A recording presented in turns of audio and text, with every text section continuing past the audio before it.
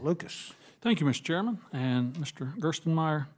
My colleagues have commented on the early space program, the Apollo program, that went on in my youth, of course, that instilled in a whole generation of Americans a different perspective for looking at the stars and drove people into the field of math and science.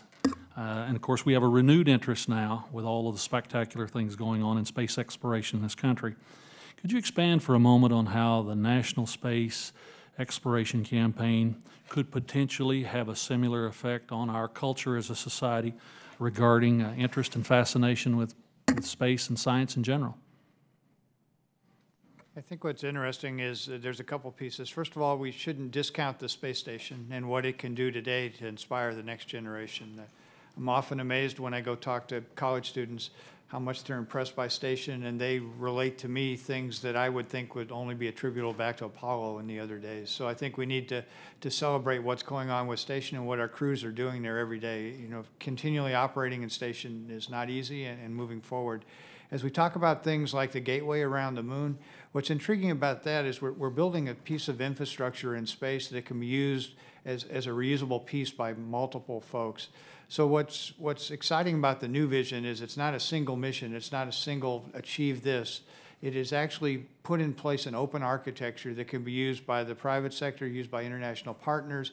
It can enable reusable spacecraft. So on the Apollo program, we had a service module, a command module that was used once and thrown away. The gateway can be that reusable service command module that sits in space to be a destination for any spacecraft going to space with open standards. They can dock there. The lunar landing module will be reusable. And the neat thing is all this orbital mechanics, electric propulsion, are all new technologies, new analysis that we need the students today to start looking at new creative ways to utilize space. So I think if we can put the challenge out there in a way, every person in the U.S., every person in the world can figure out a way that they can contribute to this space program that is now open, and it's the right role for government to put that piece of first infrastructure in place that just enables the world to innovate and be creative in utilizing space. Oh, absolutely. And speaking of Gateway, could you visit with us for just a moment in whatever regard you can about the, and I know it's early in the process, but the conversations that are going on with the potential commercial partners. I assume there is interest out there. I assume they are warming up and cranking up the designs to utilize the opportunities. You're getting that kind of feedback, correct? Yes, definitely. We have, with domestic providers, we have several companies working on next step broad area announcement activities where there's actually modules available at some of the centers that you can go see, where we're starting to look at what the U.S. habitation module will look like on Gateway. So that activity is moving forward.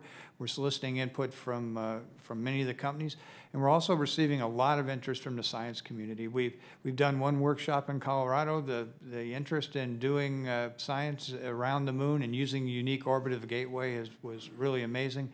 We've also, there was a European activity also looking at science on Gateway. So far there's been very strong support from industry. We're involving them in many ways to see how they can contribute in ways that help build this piece of infrastructure that is multi-use and multi-decades that can be used. Absolutely. And speaking of that, I think I'd like to turn now to all three of the center directors. Can you visit for just a moment about the unique capacities that each of your particular facilities, centers have in regards to NASA's future and, for that matter, the National Space Exploration Campaign, the unique qualities that each center brings, just a little bit if you wouldn't mind. That's not a trick question, I promise. Absolutely, sir. I think, you know, you look at the Kennedy Space Center, this is where we process the vehicles, this is where we do the launch integration, this is where we launch to space. And there's no other place like it in the United States or in the world, in my opinion. I think we do it right, and I look forward to processing and launching the vehicles that are going to be supporting Gateway. Thank you. From a Marshall Space Flight Center standpoint, I look at Marshall's heritage and expertise that we have. We have development and integration experience in large and complex human systems, have been demonstrated in Apollo, Shuttle, and SLS. We have deep space transportation systems will be critical for ascent and descent.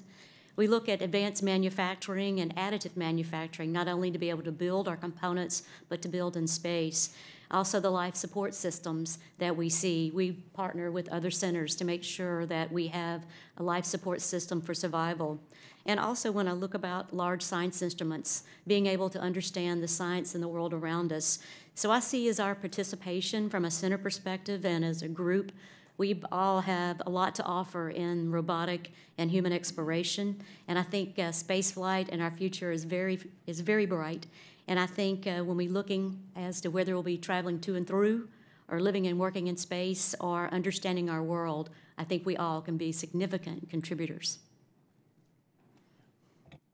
Yeah, great. And so, yeah, we're excited about the exploration campaign, and I think there's parts of that we've mentioned. Certainly the astronauts are at JSC. We do operations, flight operations. We do human health and performance, learning how the body behaves in space, spacecraft design, and then really integrating complex, not just engineering, but also programmatic relationships like Space Station has both commercial and ISS will be a big part, I think, about the sustainability of the new plan. So we're excited to work with our partners and get started on this new endeavor.